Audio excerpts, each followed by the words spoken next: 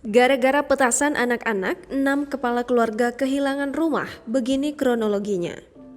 Sejumlah rumah di Jalan Kemayoran Gempol, Kebon Kosong, Kemayoran, Jakarta Pusat ludes terbakar di malam jelang Tahun Baru pada Jumat 31 Desember 2021.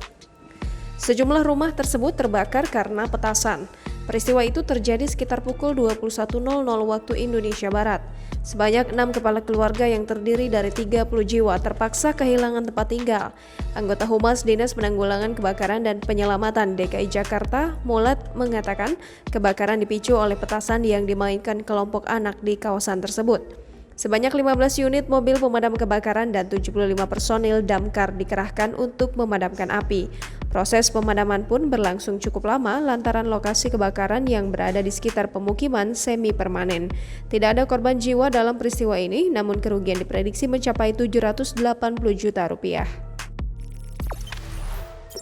Jangan lupa subscribe, share, komen, dan like ya!